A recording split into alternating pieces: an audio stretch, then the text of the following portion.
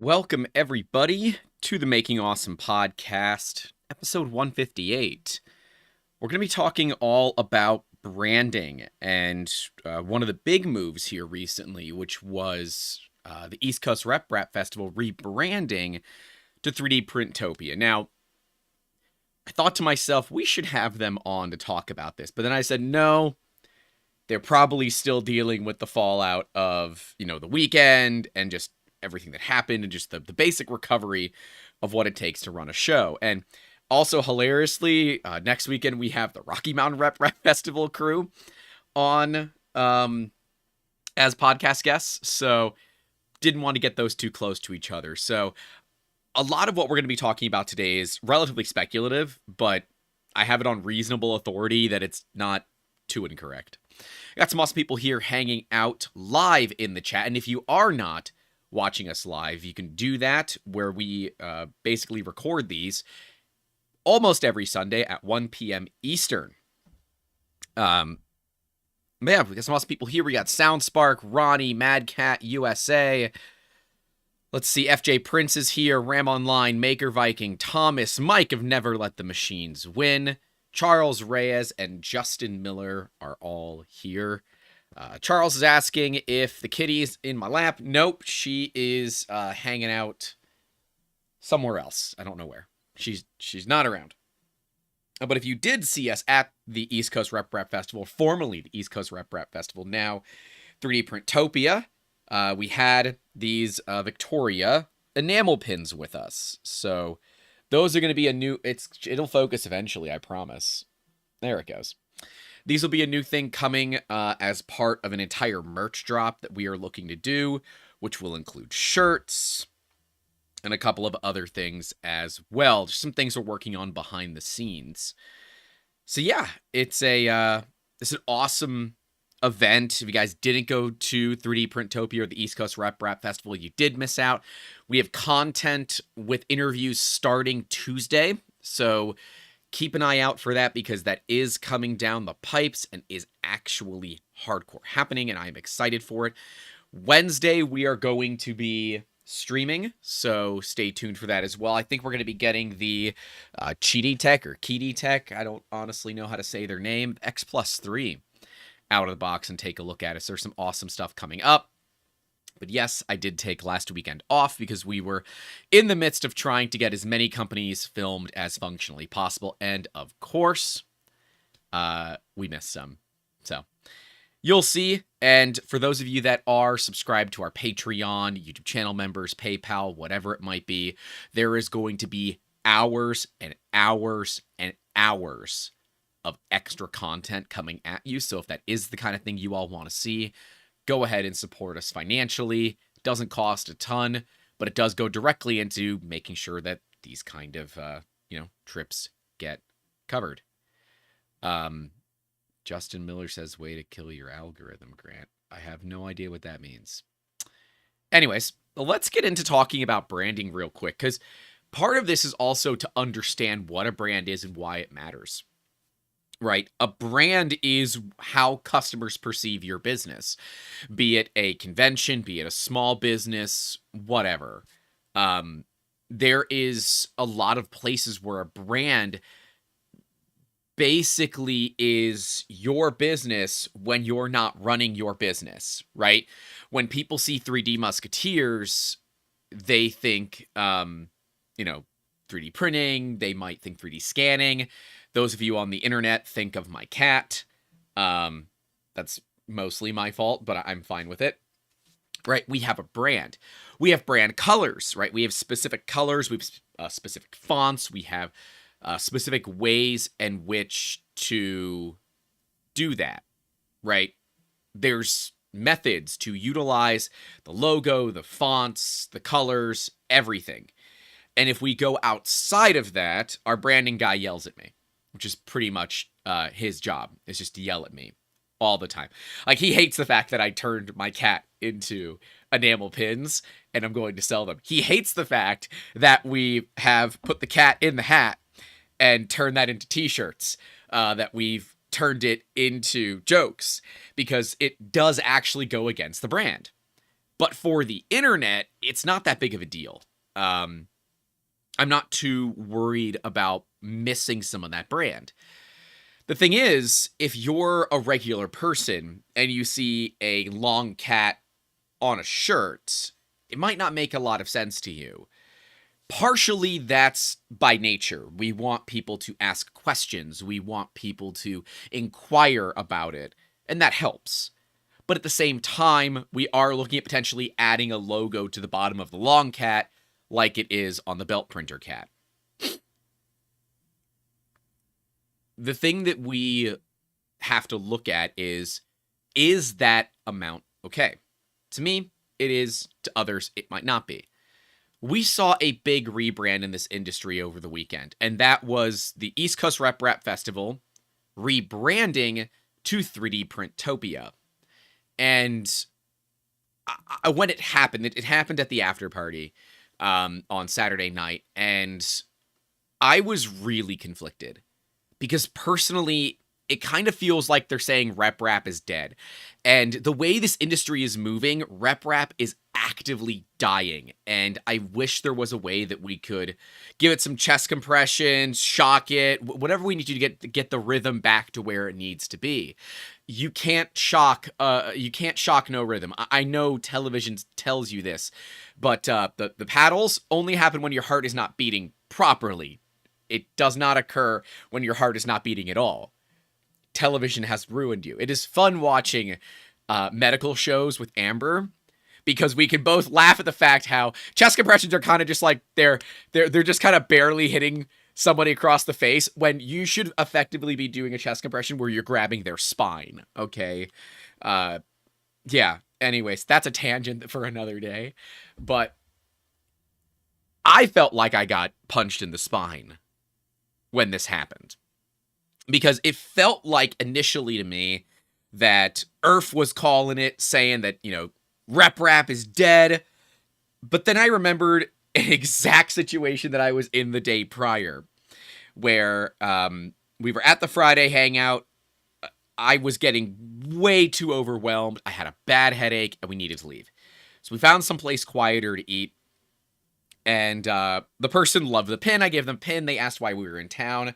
And I told them what we were in town for. And they said, "Oh, what's RepRap?"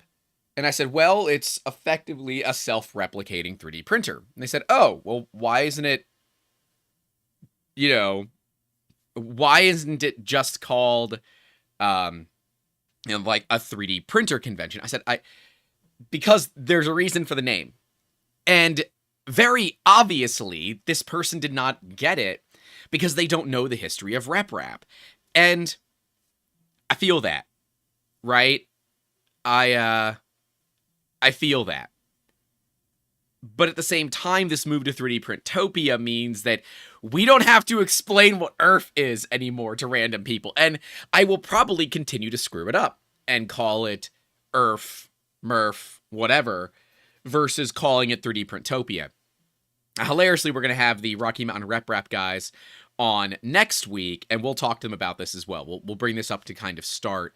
And I think it's important that we talk about it because I don't think that RepRap is dead, but I think it's on life support, and it might be time to pull the plug on this. The industry is moving in a different direction. It's no longer building Mendel's that the first thing you do is print a whole set of replacement parts because those printed parts are going to be more accurate than the parts that you made. That kind of thing is not happening anymore. And that's mainly because of 3D printers going the route of commodity, right? Look at the Bamboo. Look at Cheaty Tech. Look at Creality with the K1. These are commodity printers that are designed for the average person, not the average geek, the average person to be able to use. And that's a whole different world. And that moves away from the core of RepRap, but it's also kind of the idea. That is the idea. And for this industry to grow in the way that we want it, RepRap kind of has to go away, or at least get a lot smaller. And that the core of it can no longer be people that are making their own printers, and instead the core has to be people that just want to buy printers. And then you have the you know the fringe cases of the Voron turbo geeks and that kind of thing. Rat Rig, although Rat Rig's more of a company, where Voron is lying to themselves they're not a company. I digress in that specific instance. I should have bothered Nero about it.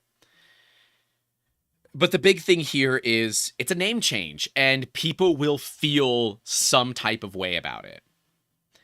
And that one is tougher to describe because it is way more emotionally charged than it is physically charged. Because from a physical marketing standpoint, I 100% understand it. I don't blame them at all. And I would have made this change years ago. But I also know why they didn't.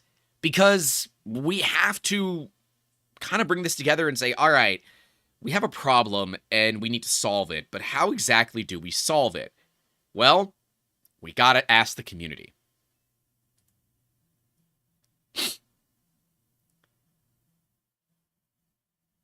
So Rain Motorsport says, the problem is RepRap at its core is irrecoverably dead. Excuse me. Modern open source DIY printers and RepRap aren't entirely compatible. It's the spirit that lives on with these projects.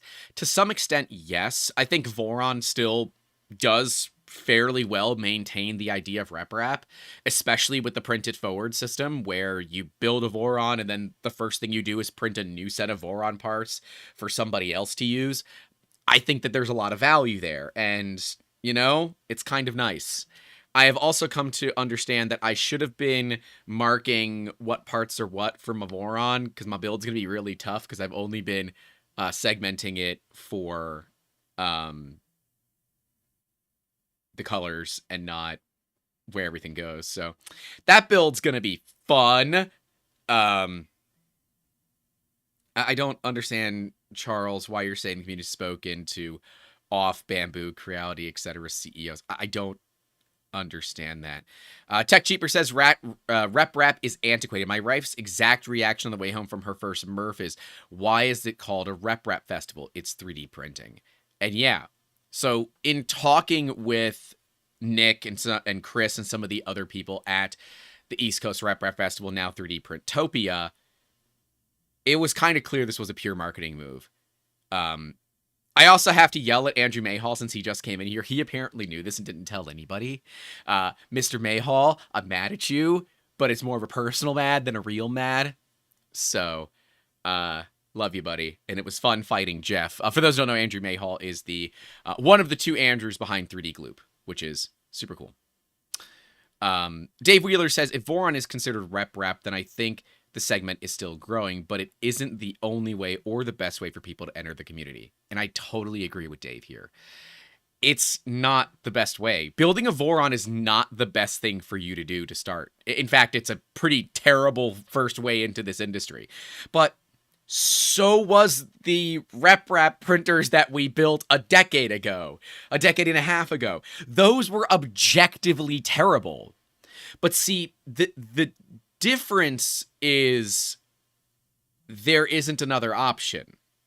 Back then, you either built a RepRap style printer or you just didn't have a 3D printer, or you had a ton of money and you could afford to buy one. You have to look at this and say the world has changed in the past 15 years. And if we don't change with it, then we are bound to be left behind when it continues to change and we refuse it, right? I don't have my old Mendel anymore because it's not of value to me. It doesn't make sense to have it anymore. It doesn't work as well as newer printers do. Or let me phrase that, as newer printers should, as I am still awaiting my shipping label for my Bamboo X1 Carbon, so I can send that printer back for the second time. Nonetheless, my goal is to actively look at this and say this was a marketing move, because I don't think it was anything but. Yes, the core of RepRap is dead. Yes, it probably won't ever come back, And yes, it will remain alive with a smaller core audience. However, I don't think this had anything to do with that. I think this was 100% about making it so the event actually made freaking sense to other people. Because if it didn't make sense to other people, then why do it in the first place? I apparently lost connection there. Sorry, I don't know why.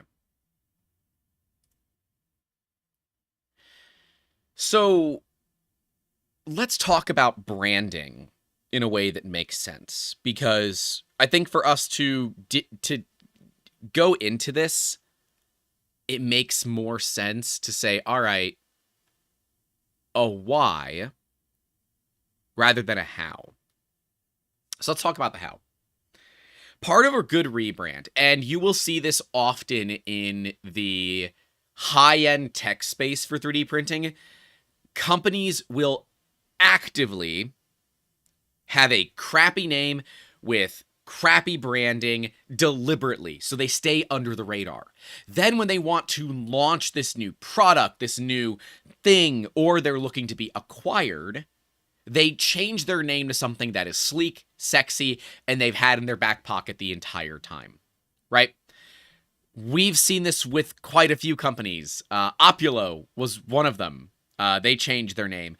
We have, the CT scanners. What is their name? Lumafield? Yeah, Lumafield. Lumafield was another one. They were a completely different name prior to rebranding, and they did that so nobody would notice them. So sometimes rebrands are something that makes sense. Then there are times like when GM rebranded and changed to a little g, little m on their logo, which is objectively a terrible logo, and I don't know why they did that, but it's not my business. We can also look at it and say that Apple has changed, right? If you're in front of a computer, go look at Apple's first logo. It had Isaac Newton in it. Like, that was Apple Computer's first logo. It had Isaac Newton in it.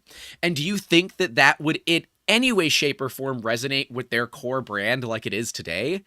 Absolutely not. Oh yeah, and Kia, Justin Miller's referencing Kia's logo. Kia's logo is so bad that it resulted in over 500,000 Googles for what the car company NIN, I think, or NIA, their logo is so bad it's tough to read that people were Googling to try to figure out what car brand it was. So, yeah. I don't really understand that one, but part of it is, well, it's also building the hype, the desire to look for something. And let's be real, right? When you're Googling a name over and over and over again that gets associated with a company, that's just good for that company, regardless if you like it or not. So Andrew Mayhall is, I guess he's an insider. I'm going to call him an insider because it just sounds better that way. Apparently, Chris, the main organizer for 3D Printopia, has had the domain since the inception of the East Coast RepRap Festival. And he likes the transition from the RepRap Festival to the proper event name. But yeah, 3D Printopia, I would agree, is a little whimsical. I think it's a good place to start, though, because it lets us see how these changes work. And we have to see if other shows are going to follow. Because ultimately, if they don't, that name is going to have a hard time sticking. But I'll be curious to see if attendance is up next year because of the name change, because this makes more sense to the general public, or if because now people don't understand that it's the same name, that it's the same show, that attendance is going to go down because people aren't going to be able to search for it easier. And so part of a rebrand is also making sure that on every platform, every channel, every place that you can, it is, well, said correctly that this is a change, this is a change, this is a change, rather than this is a different show. Because if you don't state that it's a change, people might think it's a different show and not show up.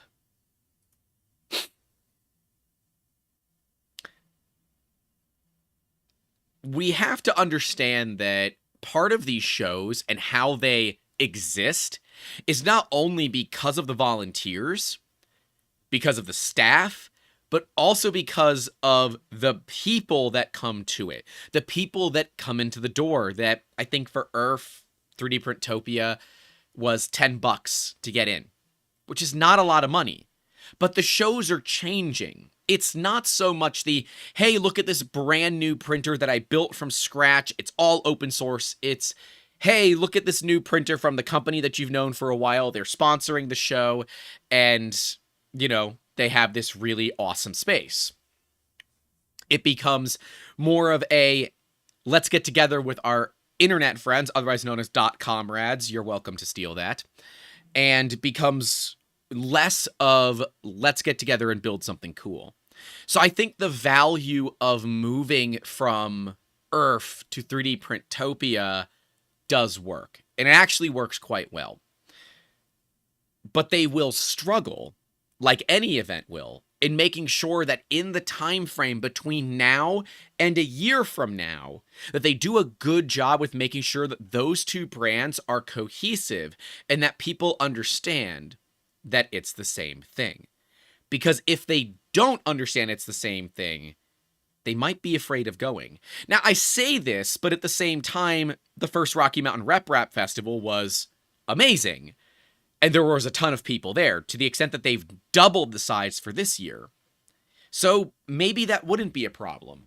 But I will certainly say it will resonate with the end users, and specifically the general public, a lot better, because the name makes a lot more sense to those who aren't in the know. Looking further beyond the name, right, this one also includes a benchy. And as Zach Friedman pointed out in my tweet about it earlier, he wanted to make sure that they had the rights to do it. And yes, they did. They asked Daniel Norris, gave the permission and all that. So that's clean cut and dry. And that's how a lot of us will still remember it, right? It's still got the benchy. It is difficult to understand still as the boat if you're an outsider, but the boat makes a ton of sense when you recognize that it is the most ubiquitous 3D printed model on the planet, I think. Right? It's gotta be. It's gotta be the most printed model on the planet. There's no reason it shouldn't be.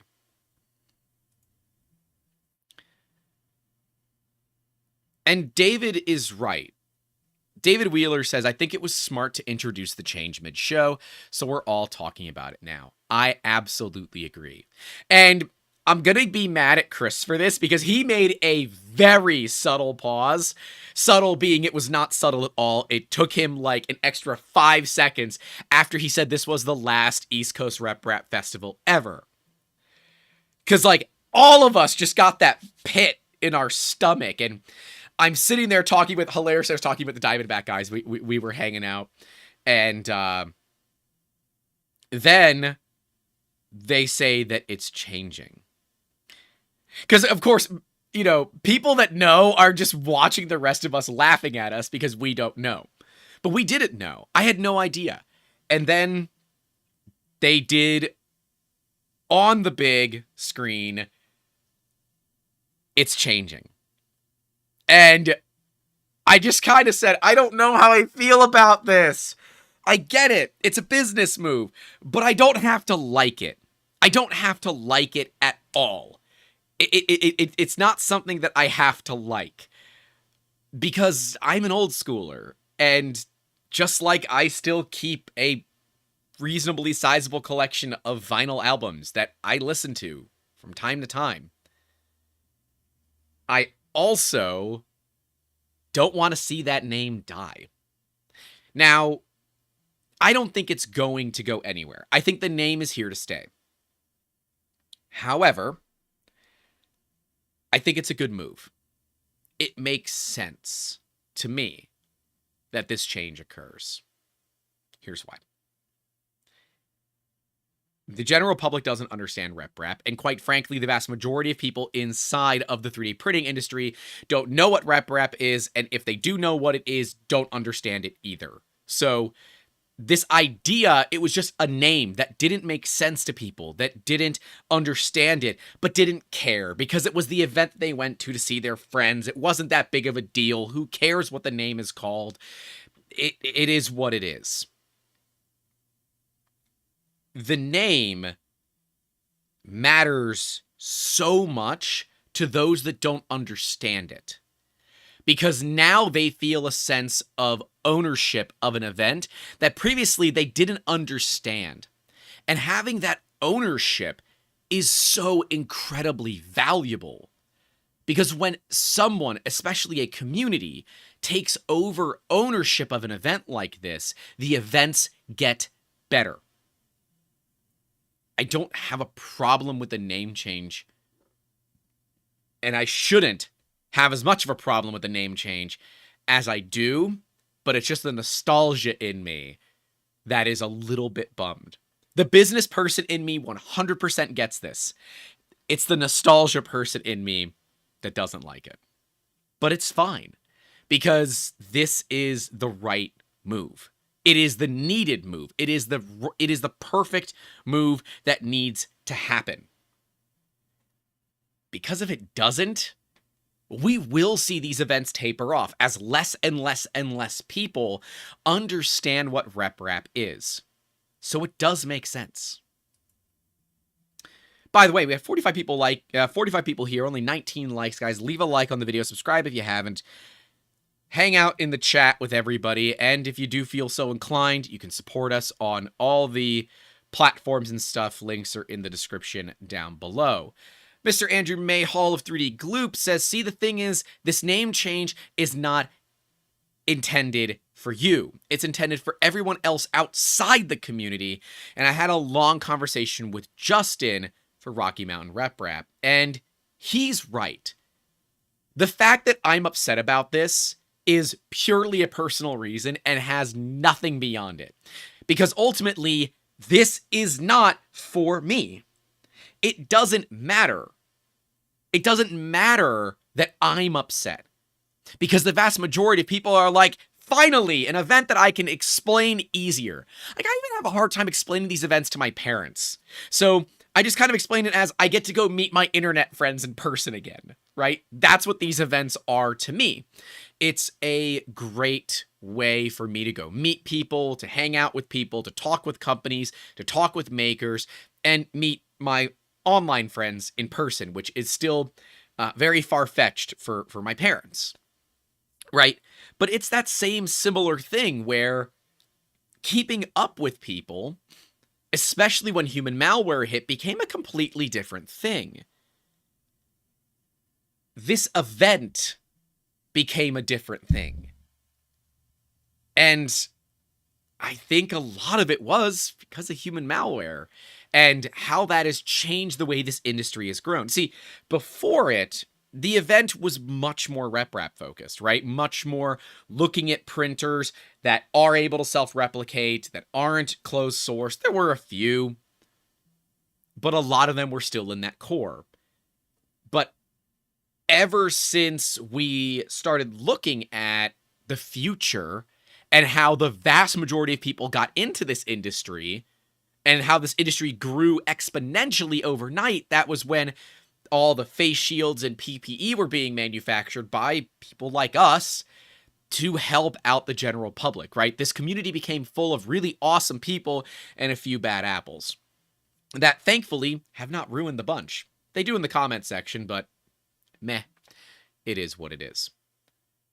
Ultimately, this move makes a lot of sense because it will bring more people out. People that didn't understand the name before, that didn't research it, that didn't want to research it. This makes more sense.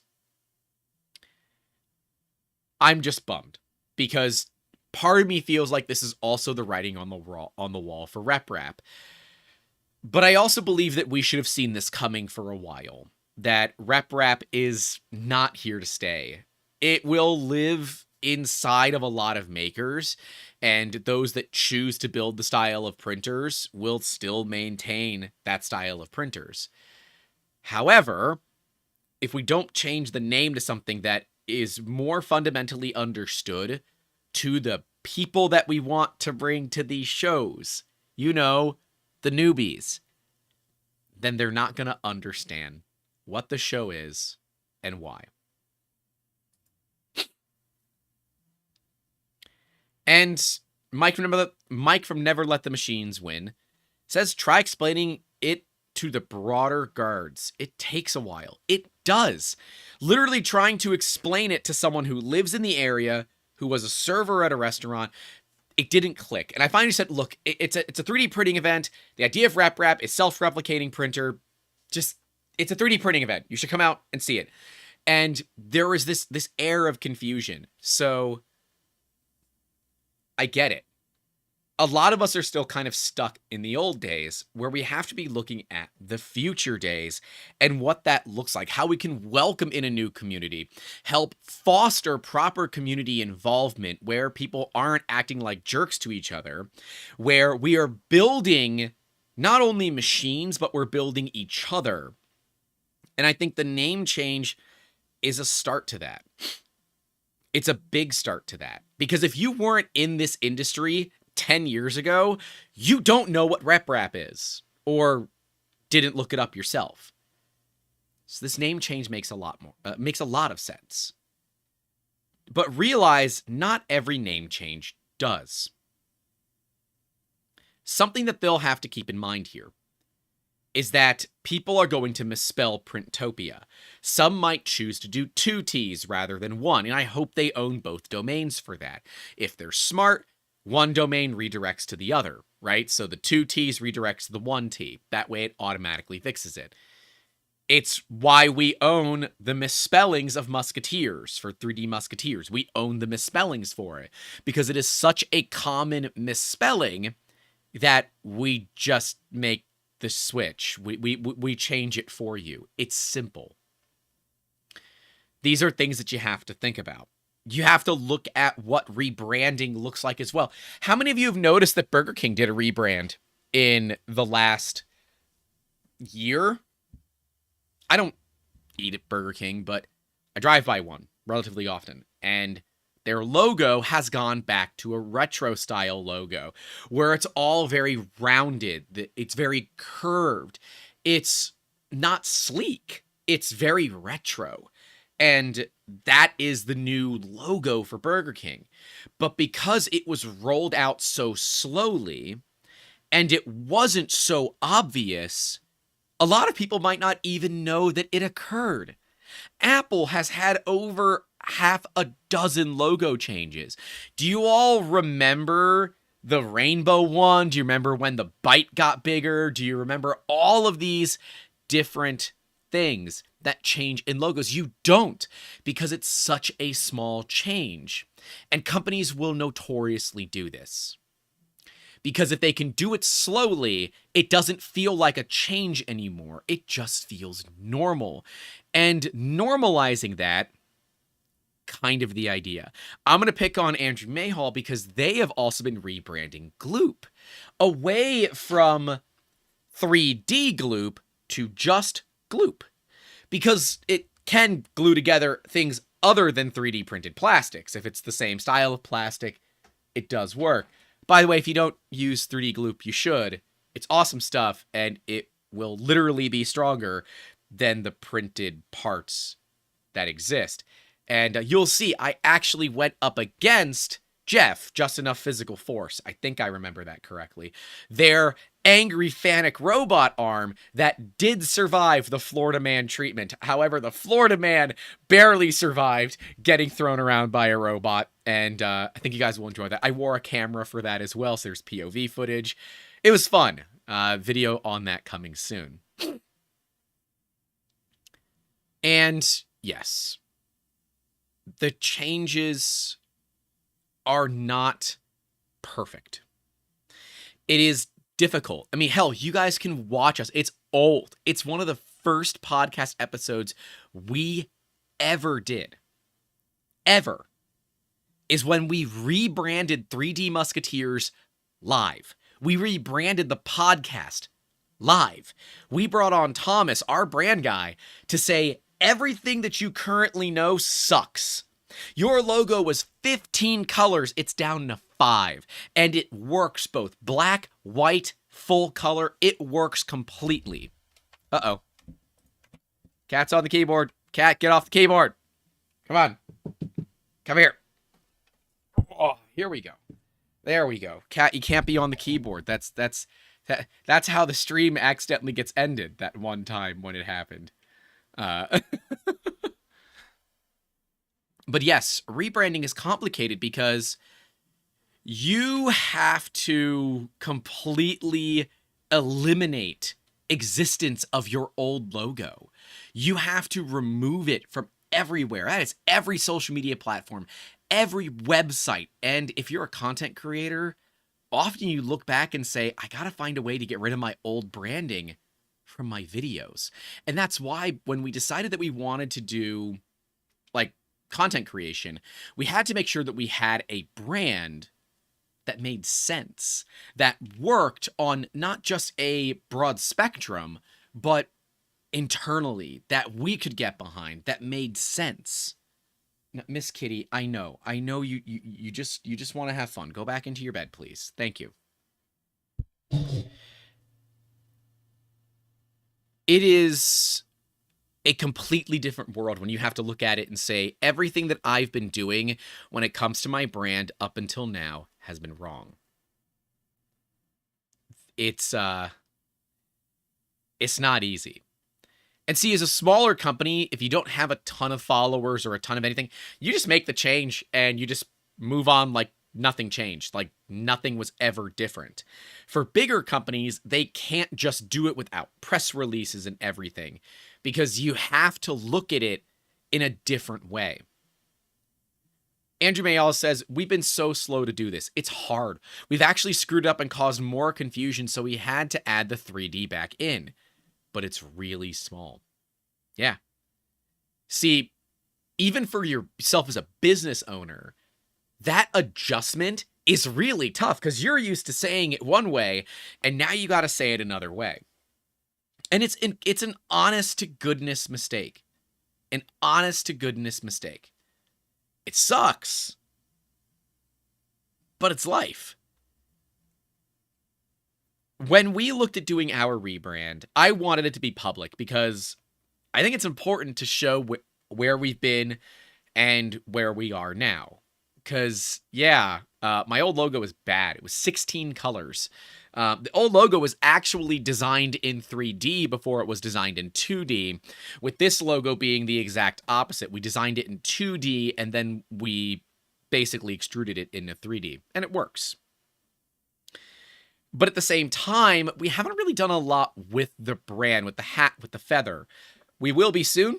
I should have had these models handy, but I don't. We are going to be releasing our own test model that requires no support and will be a very complicated print. One that takes a couple of hours, even on a fast printer. And no, it's not to replace the Benchy. You all still do your Benchies, that's fine. But it is something that we can use that stands within our brand, that works well for our purposes. Because at the end of the day, if I'm going to be showing off, printers and parts and stuff like that live, then I also want to make sure that I am maintaining my brand throughout it. Mad Cat's cluing in. It's zoomies, not benchies. So yes, the speed model is called a zoomie because cat. And as Andrew says, it can take a long time to design out a new logo. It apparently took Gloop almost 6 months to design the new logo. I think we had about 2 months in ours, but it's because we liked the old logo. We liked the hat with the feather. We liked that style. However, our preference was something that was more, merch friendly. It has to be merch friendly. It's not merch friendly. It is now. It wasn't previously. And that can, yeah. it can be a little rough. But at the same time, my cat's not part of my brand. And online, she absolutely is. And it's why we made the decision early on to add her to our company website. She's actually on the website as our director of marketing, director of HR, because we want that to be part of our brand. Now, while the company itself, like on its website and its professional presence, will not, it's not going to have the cat like as a logo, right? We're never going to replace the 3D Musketeers logo with the cat in the hat. Like we're not going to do that. This is something that is a social media thing only. But branding is very, very difficult because if you get it wrong, people get confused. And if they get confused, they will go to your competitors. And the last thing you want to do is spend all this money on rebranding to literally lose all of your business. And that's where the complications of a rebrand immediately start. See, this might seem weird to people, but a lot of business owners are very risk averse. We will take risks, but they're very calculated. And yes, starting your own business is a risk, but often it is a relative calculated risk. When we look at doing a rebrand, it's an uncalculable risk. You are taking a risk to do something because you want to. Yes, you can do market research, you can ask your customers, but if new people don't understand it, then your customer base does not grow. It's a complication that isn't notoriously known until you make the mistake. You don't want to find yourself making that mistake. And that's why I believe that 3D Printopia was not just a, whiz bang, oh, we need to change the name. I don't know, guys. What do you think? 3D Printopia. Love it. Roll with it. No, this was something that was thought about in the beginning. That said, in the event that this industry changes, we need to be able to improvise, adapt, and overcome with the industry as well. Because if we can't, then we can't expect the people in the community to do the same. Sorry, my hair is bothering me. It looked really weird on camera. All right, we're better. Okay, we're better. All right, sorry. I get distracted sometimes with the fact that there's a poof of hair over here that didn't lay right. And it was bothering me because I have myself right over here. Sorry. It's very tough to do a podcast on your own for those that don't know. Because you're hyper fixating on yourself the entire time, and it's not a lot of fun. Andrew Mayhall says they wanted to capture the onomatopoeia and visuals that you get with the word gloop in the new logo, yet not go overboard. And apparently that's not how you end up with a 5,000-pound industrial robot. I think it's cool, though, And Andrew says, I'm a little too risky from time to time. And yeah, talk to pretty much any business owner out there. We can tell you about the failures that we've had in the past, the companies that we tried and maybe we got funding on, maybe we didn't, maybe we tried and failed some way. And you walk away from that learning something, whether it is, in some cases, hey, you kind of suck at this and you need somebody else's help. Or, no, we didn't have the right target market. We didn't understand it, whatever it might be, right? Me with my Artec Ray, right? We're trying to sell it. By the way, if anyone knows anybody that is looking to buy a metrology grade LiDAR 3D scanner, please let me know. It is $60,000 brand new, and I would like to try to get in the $35,000 to $40,000 range out of it. If we can get 40 grand out of it, whoever brings that sale to me, I will pay them $5,000. $5,000. Because I want that scanner gone. It was a mistake that we made as a business that I am suffering from, where we bought in a scanner. I had a market lined up for this.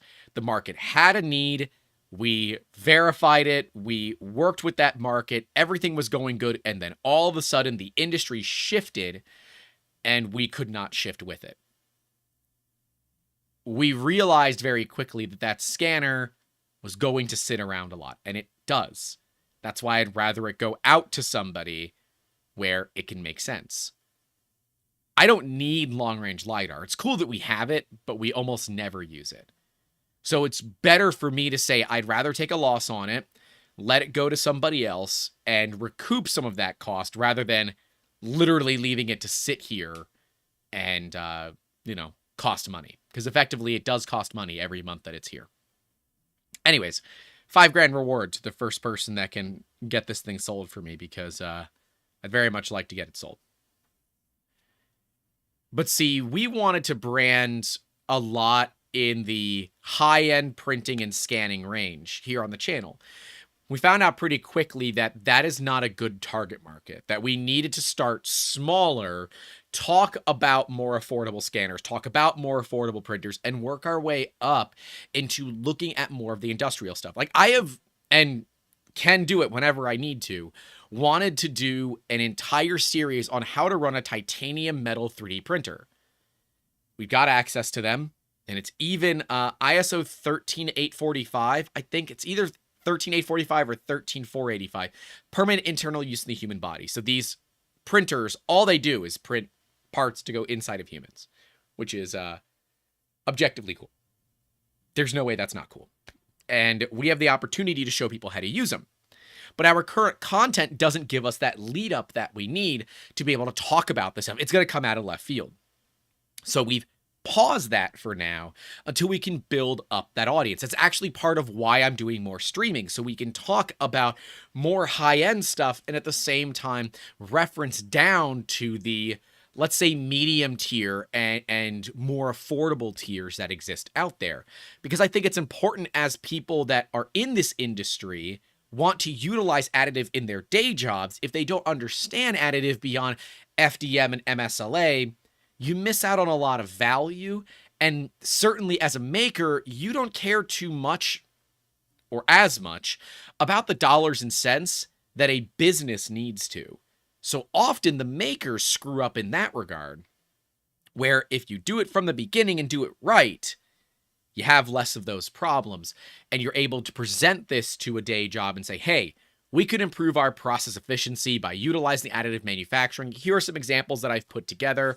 I can run the entire thing for you. I will need a raise, and I will bring in the right people to help build out this effective print farm and help us, well, run better. So, something to think about there, I guess. But at the same time, right, you can't just go into a day job at like a Lockheed Martin and say, I want to bring in bamboo. You have to understand what that looks like to companies. Sometimes companies want to spend a lot of money because either they have the budgetary restrictions or constraints to do it, or they simply don't want a cheap printer. We have a client right now who is actively trying to bring additive manufacturing in-house. And the owner very much wants a Stratasys FDM printer. Why? I have no clue. When the printer that he's looking at is $40,000, and he could go get Prusa XLs, although those are going to take forever to get to him. He could go get Cheetah X Max 3s for $1,000. He could get 10 of them. And in the event that any one of them fails, take it out back and Old Yeller it. I don't care. You're still going to spend less money on these machines. But he wants that bigger machine. He wants that more expensive machine because to him, more expensive means more better. And what a lot of us have found is that that's not always the case. Yeah, there is a cliff here, but it doesn't always work that way.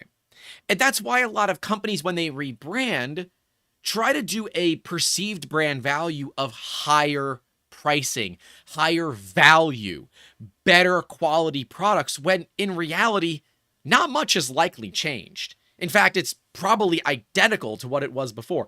I doubt the 3D gloop recipe has changed. If it has, it probably hasn't changed a ton. But their packaging has gone from what looks like a rubber cement jar to something that looks much nicer. Its packaging is pretty, and you might even find it on store shelves relatively soon. That is branding at its core that matters, because you need to be able to go to a store shelf and say, ah, that's what I want. You know the red of Coca-Cola. You know the red of Campbell's soup. You know the fact they're two different products. And you know that anywhere in the world you get a can of Campbell's chicken noodle soup, it is going to effectively taste the same that it does anywhere else. And it's something that people utilize when they travel, when they don't know the food and they just need something that's going to get them through the next couple of hours so they're not hangry. They're going to go to something that they recognize. You might not be able to read the label, but you can see what it looks like and you know the colors. And that means everybody wins. You get what you want, the business gets what they want, and hey, if you're lucky, maybe make a little bit more money doing it. Ultimately, branding is about more than just a name. It's about a core understanding. So I will be curious if 3D Printopia moves away from things like the Derby, moves away from things like 3D scanning, because there's been 3D scanners every now and then. That kind of stuff is really difficult to move away from because it's become part of the core. But what does that mean for the average user? It should mean that your experience doesn't change. If your experience changes, there's likely a problem. See, the only thing that you as the end user should be struggling with is to remember that it's now called 3D Printopia and not ERRF. You know, you have to think of it in the right way. And that is going to take time. And it's why they did it in the middle of the show. It created that communication. It created a thing that, like, we as content creators even mentioned it in day 2. We're like, how does everybody feel about this? Me, I'm easing into it, right? I've made very clear that I'm not a huge fan of the name change, but a lot of that is, it's the old school, right? It's the old man yelling at the clouds because it's raining issue. And it's not so much the, I want to look at the future. It's me saying, I don't want to forget the past. But see, the thing is, that's up to us to not forget about the past, not up to the events. We could have an entire area that's RepRap. That's just RepRap. But I believe this system enables it to be a lot easier communicated to the general public. And if you as a business, you as a brand, can better communicate who you are, what you do, and why to the general public by doing a rebrand, you'd be an idiot not to do it. In fact, if anything, this has gone on too long. Now, I wish we could somehow, shorten 3D Printopia like the East Coast RepRap Festival was just ERRF. 3D Printopia is just 3D PT. I don't know. We got to have a cool little short name for it. Maybe that's part of it, But yeah, a lot of it is holding on to the past and not looking at the future. And realize anytime you do a rebrand, people are going to think that way. Heck, for a while, we thought that way for our business. Let me see. Is this... I know I have really old business cards up here. Let me see if I have... No. These are the ones before we went to the Whitewood. It's not immediately handy. I thought I had my old logo business card handy, but I don't. They're not all that different, the logos, but the vibe is. The feeling that you get with the company is. It's more streamlined. It's more new and, fancy. And I don't know. Did we upset people? I know that we upset one client who really liked the old logo, but that client also got a print of the old logo. So I get it. They're allowed to be upset. But overall, no. Because, Not a lot of people actually noticed it, and the ones that did didn't care. So Andrew's saying, I don't see them moving away from those events, but I think some more thought will be put into those areas on how they are presented, which would be amazing. Because right now, they're not really presented all that well. Having a lot of this in just like random corners, I don't think really worked out all that well. I think having dedicated areas with like a nice little banner, it's like 3D print derby and, the Fresh Prince of Bel-Air, which is absolutely hilarious because for those that don't know, even though it is in like northern Baltimore, it's in Bel-Air, Maryland. So, I think that's cool as hell. Caitlin is asking, what exactly does your business do, if I may ask? I always knew you had a business, but never knew what you do. So that's the other thing. The YouTube channel was supposed to funnel business to our company, but it really hasn't. We are a rapid prototyping facility, so we handle your ideas from art to part. So whether you're coming to us with a napkin sketch or just an idea, we help you get that out of your head and into your hands by utilizing technology like 3D printing to make it happen. At the same time, we also will connect you with investors, attorneys, and even full-on manufacturing should that be needed. We have built an umbrella where you come in under the Musketeers brand and you stay within that Musketeers brand for quite some time. We say that we are professional storytellers, and what we do is we ghostwrite a part of your life, whether it is for a small product, a big product, for a short time, or a long time. But hey, if nothing else, at least it's hopefully a good time. We help you do that. And the story of the Three Musketeers actually kind of works here. The name has no reference to the story at all. It was just because there were three of us when we first started. We asked my dad for a name. He gave us the name 3D Musketeers, so we ran with it. Like, that is literally the amount of effort that went into the name. Is that bad? Probably. Is the name Making Awesome Podcast a bad name? Yes. But now if you actually search Making Awesome Podcast, it is the first 2 links on Google. It won't be how to make an awesome podcast anymore. The first 2 links are my show. So yeah, it's tough in the beginning to get that brand recognition, but once you do, you can go from there. But we also do things like 3D scanning, CNC milling, and laser cutting, things that not a lot of other just sole 3D print shops do. Like, literally, I have like really nice scanners. This is my second Artec Eva. This is a very nice scanner. We are going to start to look at renting these out to people without a human. I will mail you the scanner and a laptop to run it. So that if you need really high-end scanning, this is a $20,000 scanner, it's not going to be cheap to rent it, but we can rent it at a reasonably affordable rate. So if you only need it for a couple of projects, line them all up for one day, get the scanner in, scan it all, and then send it back. And yeah, like literally right now, I'm working on the contracts for it and how we're going to handle insurance, loss of use, and that kind of thing should the scanner come back damaged for for whatever reason that might be. But that's part of the deal. It's like renting out a car. Same deal. We're going to do it with the scanners. So that's what we do. But we also talk about it 7 days a week on the internet, where we try to explain the industry, we talk to people about it, and we want them to better understand it. That's why this is here.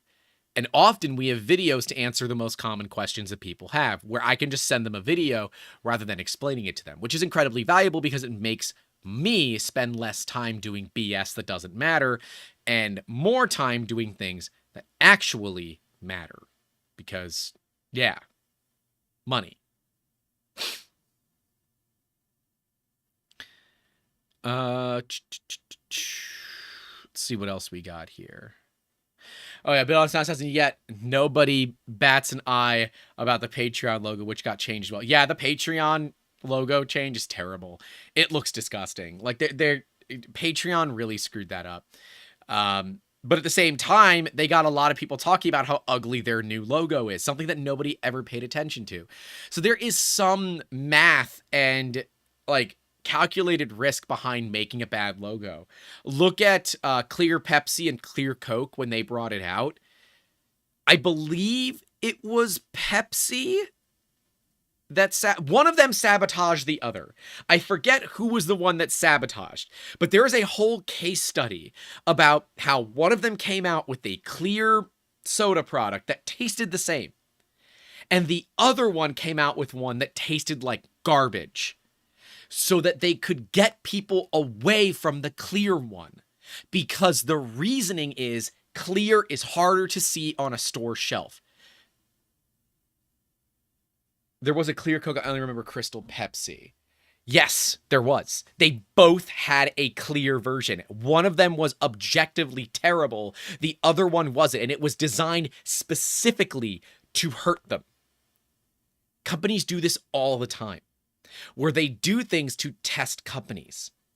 They'll test users. They'll literally put out things just to piss off their competition. And it's kind of funny. Kind of freaking funny.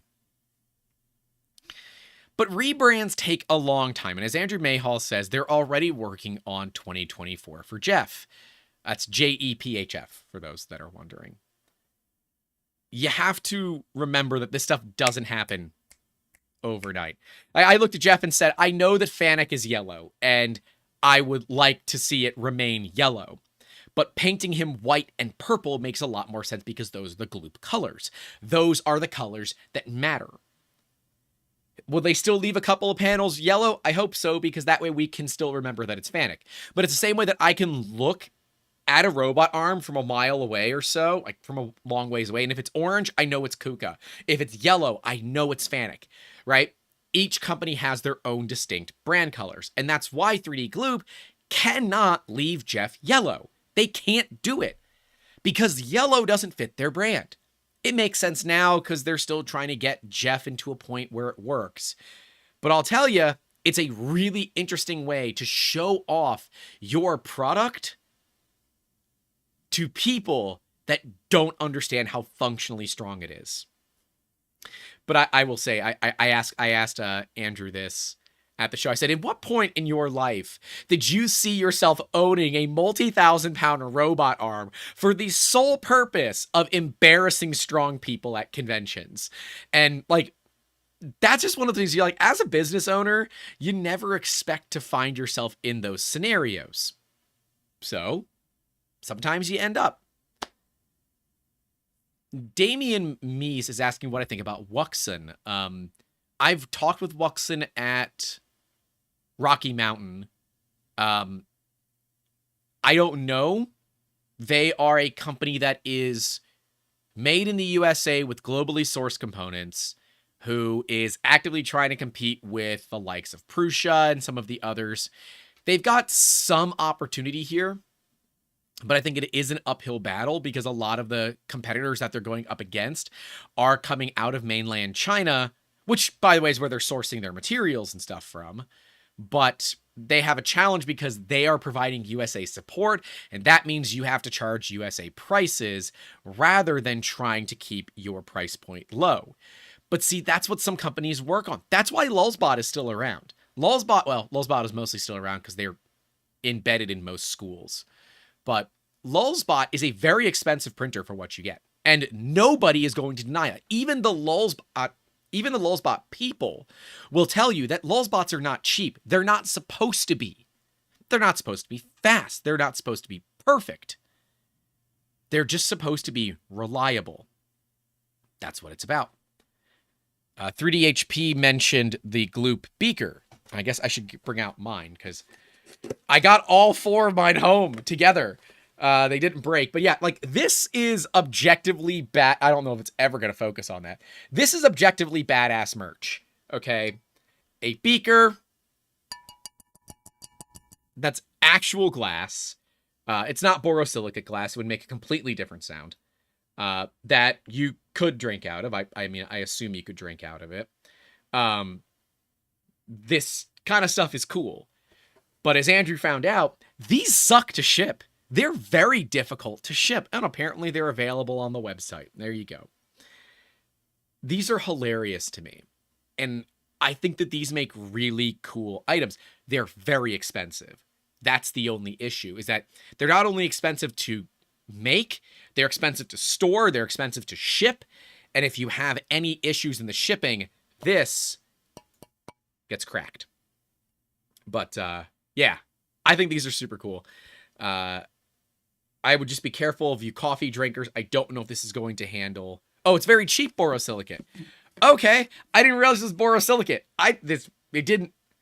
It doesn't chime like borosilicate does. Oh well, very cheap borosilicate apparently. So okay, you can use them as like probably like legit beakers if you wanted, but for me, it's a cool little item. We're gonna have one out on our set because I think they're pretty awesome. But those are things like the enamel pins that we did. This is because of Ellie. Ellie and her Pride pin, which is a great pin, by the way, if you want to get one. Ellie is selling them on Cocoa Press right now. I think they're $10 shipped to your door, and that money goes direct to a charity for, supporting LGBTQIA. She told me that they were doing this. I said, we should do this too. So she gave me all the information about how they did it, and yeah, we did it ourselves, which is totally cool. Okay, the glue beakers are science safe, which is also a lot cooler than I expected them to be. So that's super dope. See, that's branding, right? And apparently enamel pins are like a crazy good hit. So I think we're going to start doing some of our other stickers as enamel pins, but that is that'll be a slow rollout that we do. We'll do one, maybe like one a quarter for a while, because these are expensive and you have to buy a lot of them. I have a box below me with like another 400 in there. And Kenneth asked that I get a Charlie pin. I got a Charlie pin when Charlie was still with us, and unfortunately that next day Charlie was no longer with us. So yeah. Andrew, DM me about these because these are a lot less than you think. They're not cheap, but they were a lot less than you think. So just DM me and we can talk about that. Merch is another big thing, right, for branding. We wanted to make sure that our brand was well set before we started our own merch. And then we did it. We started our own merch. I am currently testing out the shirts. I need to wear them, abuse them, wash them, dry them hard. Really make sure that they're not, because like I don't want to come out with a shirt and the printing be bad and they don't last very long. That doesn't work for me. We have to make sure that everything here is going to be here for the long haul. Because if I'm going to put my name behind, if I'm going to put my branding behind this clothing, I want to make sure that everybody else is going to feel like they spent a good amount of money too. Because yeah, and we will do them in different colors, but cat on belt printer, it looks great, but you can't really read the logo under it. But this is also one of my favorite shirts that we did. For those of you that like a good joke, we will have these available relatively soon, except it will not have a pug on it. It will have my cat on it. The pug ones are for Prussia staff only, because that is Joe's dog, and I don't want to make money off of somebody else's dog. And as Andrew says, the lab coats are coming, science grade lab coats. We are doing the same thing. We are getting science grade lab coats, and we're going to put on there resin is toxic because we can. Branding is so incredibly important, and it is so easy to screw it up. I think that ERRF to 3D Printopia is a good move. But it is one that might be a bit of an uphill battle. Caitlin is asking, did I get to make the Elixir PLA? That they still have 2 original spools. They barely use them since they were discontinued. I'm not saying that I got to make Elixir PLA and that I have all of this color that ever will exist, and we're going to give some of it away on an upcoming live stream. But that is exactly what happened. Video's coming soon. Yeah, we actually go through the entire process of making Elixir. We show everything. We will have to blur some stuff and bleep some stuff, but we show the entire process, and it is super, super, super cool.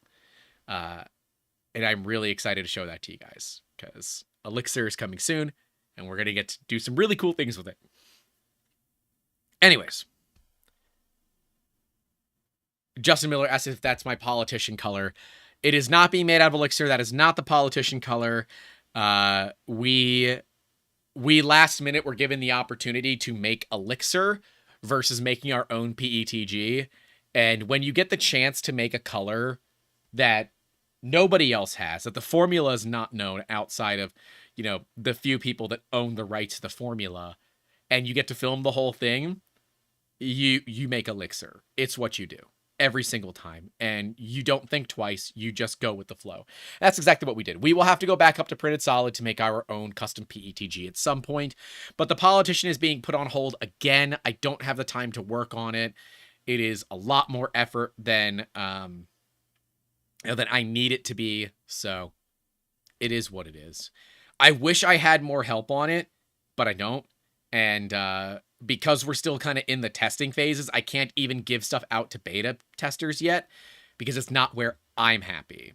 See, because the first step in the process for us to be able to put our brand behind something is that we have to be happy with it. And similarly, if you're going to change your logo, you got to make sure you're happy with the logo first. Because if you're not happy with the logo, then nothing else is really going to work. If you can't get behind the company, how can you expect others to do it as well? Right? That's my theory behind it all. The switch is an odd one. It makes so much sense from a business perspective. And yeah, the old man screaming at the clouds because it's raining is angry in me. But I think for the future of this industry, the rebrand is absolutely amazing, is the perfect thing, and likely needed to happen earlier. I'm glad that we got to attend the last East Coast RepRap Festival, but we are excited to attend the first full 3D Printopia because I think it's going to be bigger and better.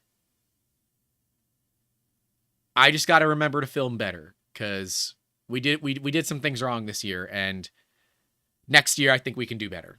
Rocky Mountain will do better. Sanjay Mortimer RepRap Festival, we're going to do better. There's a lot of awesome stuff coming down the pipes. But I think that's where we're going to call this one, unless you guys have other questions or input that you have for me before we end it. Branding is a big deal. I think it's a good reason that ERRF is rebranding to 3D Printopia. I think that matters a lot. Like a lot. It matters a lot. It's not the death of RepRap. It's not the death of the 3D printing industry. I think it's just there so that the general public, the newbies, the people that have never heard of this stuff before, can look at it and know exactly what it's about. And don't have to wonder what the heck RepRap actually is. Anyways, everybody, make sure to leave a like, subscribe if you haven't. Stay safe out there. Don't forget to call your loved ones. And as always, keep making awesome. Episode 158. Take care.